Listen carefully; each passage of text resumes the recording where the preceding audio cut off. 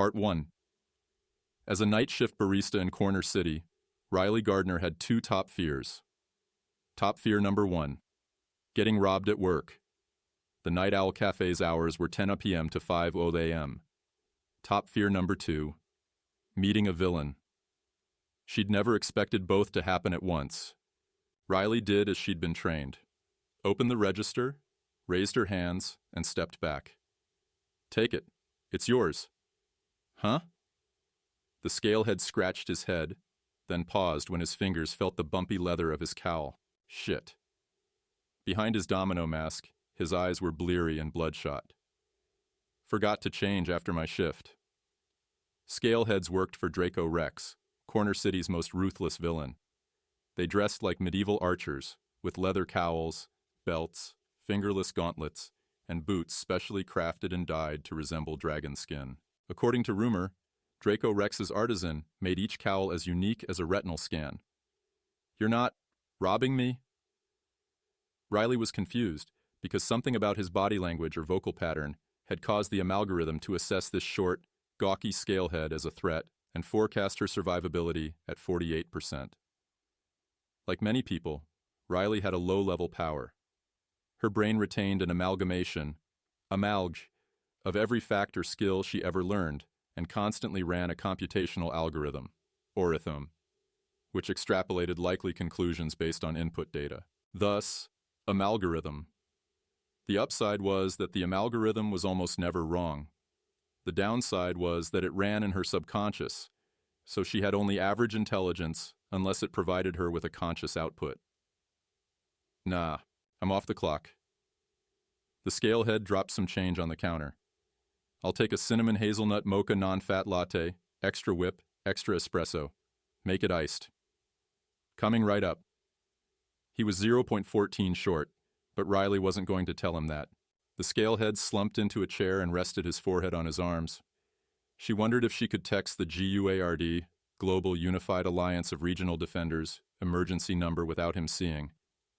Town's too small for an RD, Regional Defender, still use 911 for police, but Corner City texted HELP to 48273, which spelled guard on the keypad, or else use the panic button in the GUARD app. Either option would send a distress signal and ping her location. You know what sucks? The scalehead laughed Riley and looked up. What's that?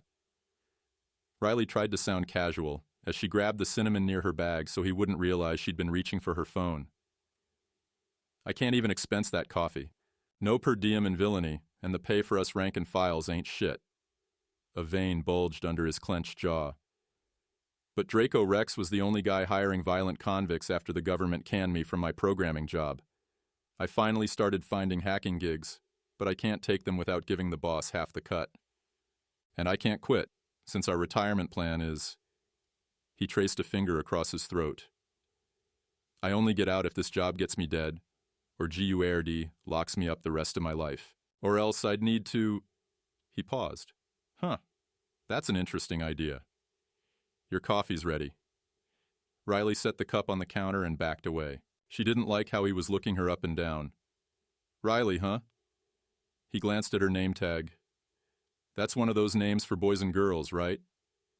The scalehead was like a serpent that had gone from peacefully sunning himself to rearing for a strike. He pressed something on his mask, and two yellow lenses extended over the eye holes. The amalgorithm lowered survivability to 28%. Riley wanted to run, but she was transfixed by the light pulsating from the scalehead's eyes. Just relax, Riley. The scalehead smiled. You're about to get an exciting new career opportunity. Part 2. Riley woke with a pounding headache. She tried to rub the bump on the back of her head, but something jerked her wrists. She looked down, and cold sweat broke across her brow. Two things were on her wrists that shouldn't be. 1, a pair of handcuffs linked to a chain, which was bolted to the floor under her chair, and 2, a custom set of dragon hide fingerless gauntlets. Riley didn't know what was happening, but she had a new top fear number 1. Waking up handcuffed and dressed as a villain, with no idea where she was or how she'd gotten there. You're in GUARD. Headquarters. The scalehead used his mesmerize on you. That's why you don't remember. Riley jumped. It was a conscious output from the amalgorithm, but it was loud, like a second voice in her head. Until now, conscious outputs had come to her as knowledge.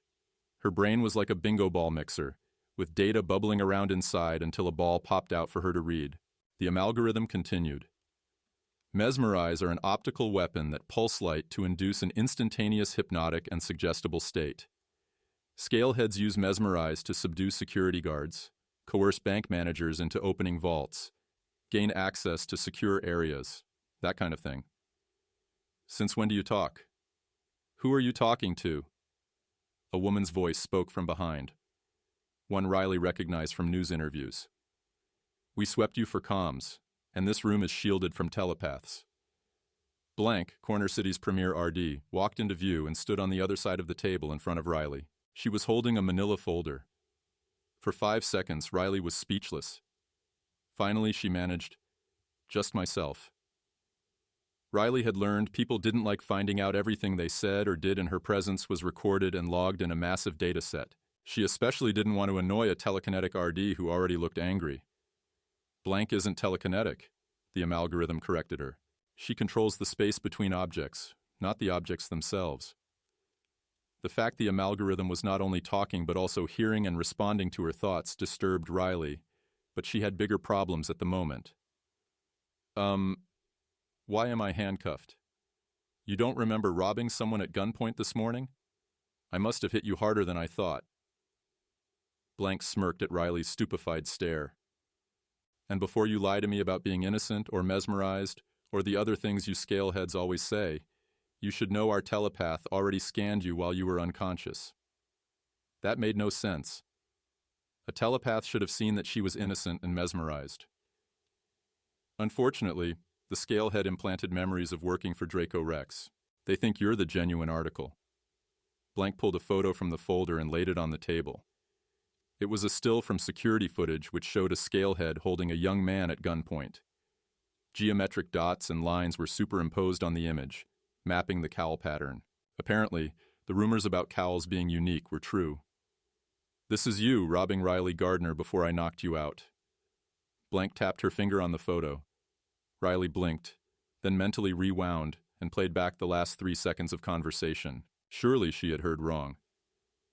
Riley opened her mouth to argue, but the amalgorithm jumped in. Before you say anything, read the timestamp.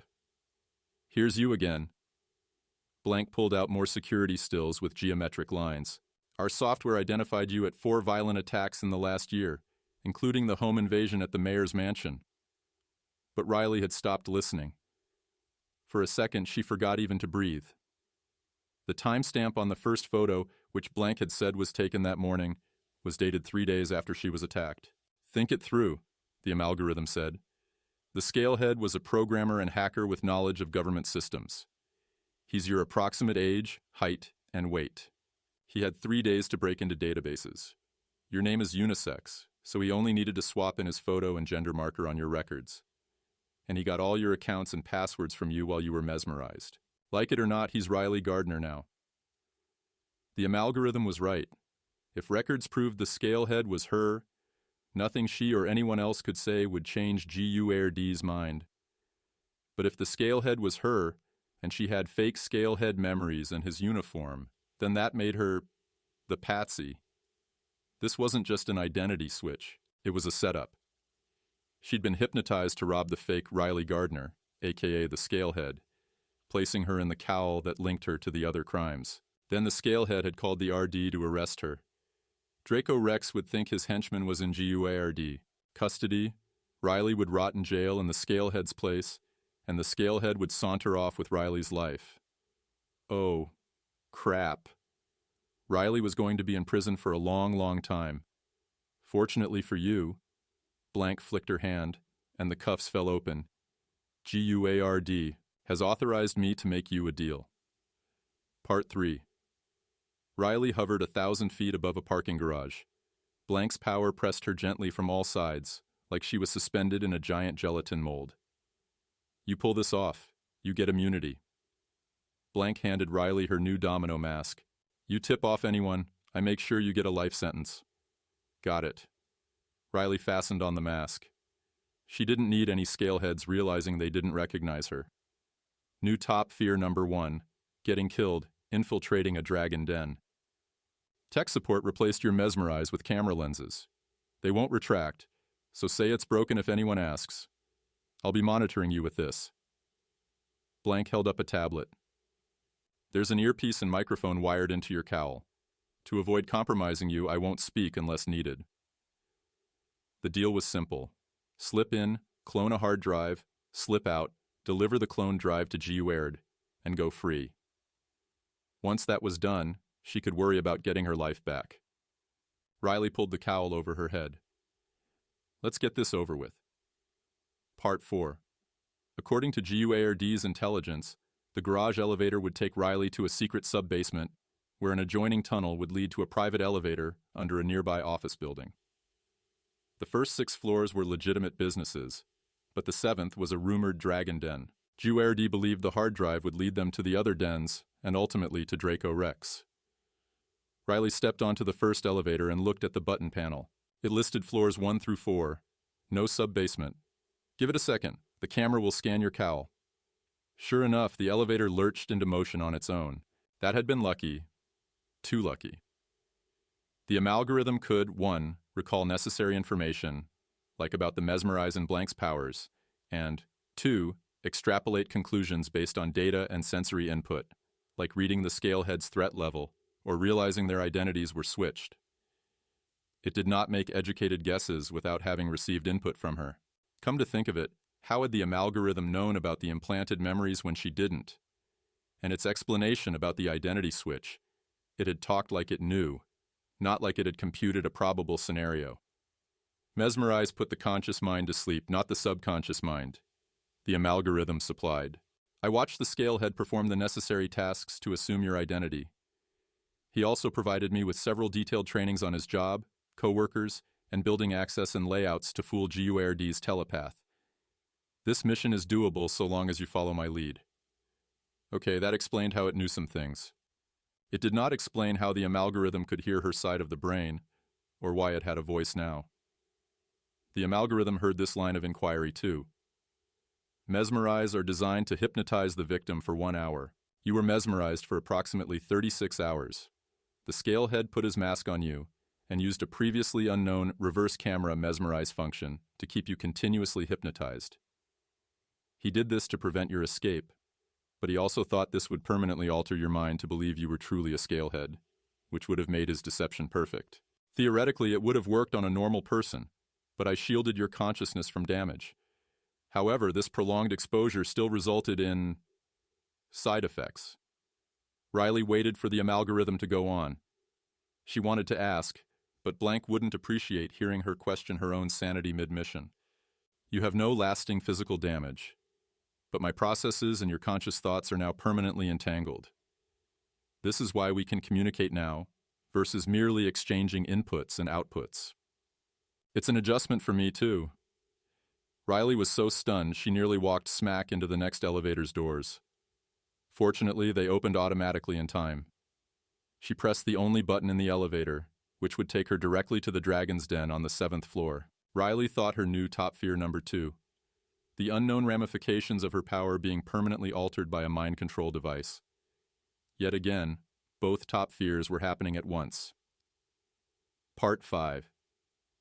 The elevator doors opened to a fluorescent-lit bullpen filled with empty cubicles. GUAird intelligence said most scaleheads operated at night, which was why they chose this time to infiltrate. It also helped that GUAird had kept her arrest quiet, so she wouldn't be immediately suspicious if spotted. The server room is at the end of that hall. I'll walk you through overriding the security panel. Your cowl doesn't rank high enough for access. Survivability is projected at 62%. Nelson! Hey, Nelson! A scalehead walked toward her holding a coffee. In her earpiece, Riley heard Blank swear. Survivability now at 41%. The amalgorithm wasn't happy. You're Nelson. Pretend you have laryngitis and make an excuse to leave. I saw you'd badged in. The scalehead surprisingly handed Riley the coffee cup. His cowl was more ornate than hers, with taller bumps on the scales and a gold lining inside the hood. Got your favorite. Where have you been? You missed your shift last night. Out sick. She faked a rasp. Yeah, you sound like crap. Why are your lenses extended? This scale head seemed to be Nelson's manager or something. Broke. She coughed in a way she hoped sounded realistic. 37%. Hurry up. See Manny and equipment for a new one. The manager frowned. You don't want your coffee? Don't drink it. The amalgorithm warned her. But the manager was staring at her, clearly waiting for her to try it. She needed to get away from him and get to the server room. Riley only pretended to sip from it just in case it was poison. The amalgorithm started to say something, but Riley spoke first. Thanks. Got to pee. Riley turned and headed toward the restroom sign. Luckily, it was down the same hall as the server room. She got about 10 feet before a klaxon buzzed angrily, and red lights flashed. You're not Nelson. A gun hammer cocked. Nelson hates plain coffee.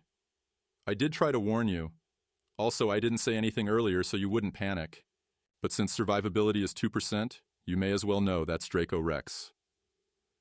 Riley turned to face the pistol pointed at the space between her eyes. She thought 2% was optimistic. The Dragon King pressed something on his cowl. Attention all staff, there is a spy on premises. Assume an RD is inbound. Fry the servers and evacuate. I'll lay out the welcome mat. Then Draco Rex pulled the trigger, and the gun roared. Riley shut her eyes and waited for death. And waited, and waited. Death never came. She opened her eyes and flinched at the large caliber bullet inches from her brow. It hovered as if suspended in ballistics gel. Blank stood between Riley and Draco Rex. She held up a hand, controlling the entire building's negative space. I don't know what's going on here, she growled, glaring at Riley. But your deal is off. Part 6. New top fear. Number 1. Pissing off Blank. Riley had survived because Blank charged in the moment the mass camera picked up Draco Rex. Unfortunately, Blank now believed Riley had stolen a scalehead uniform to commit a robbery and then taken the deal under false pretenses. Riley was now charged with robbery, lying to GUARD, and obstructing their investigation. With nothing to lose, Riley had tried telling Blank the truth, but it was her word against government records. Even if GUARD agreed to have a telepath scan Nelson, he was in the wind. Nelson had quit her job at the Night Owl Cafe via email, sold her valuables, sublet her apartment, moved her money into offshore bank accounts, and skipped town, presumably to pursue an exciting new hacker-for-hire career. How did you not notice the coffee prank? The amalgorithm was not pleased about spending the next few decades locked up with minimal data input. You knew Nelson liked sweet coffee. I didn't taste it. She threw up her hands. I was trying to get us out of there. You didn't smell it? I had other things on my mind. The door whooshed open and Blank entered, staring at her. I was just in the observation room with our telepath. I wanted her to re-examine you since you fooled her first scan. According to her results, you're not only the real Riley Gardner, but probably the world's most powerful data path. Riley had never heard of an official word for her power, but that hardly mattered. Does that mean I can have my life back? GUARD is working on it, but it'll take time. Nelson was thorough. Blank considered her. Riley, do you realize with your datapathy, you could become an expert in everything? Oh, that was disappointing, but she was glad not to be, hopefully, headed to prison anymore. Guess I won't have trouble finding a new job at least. Riley, Blank smiled. How would you like to work for GUARD?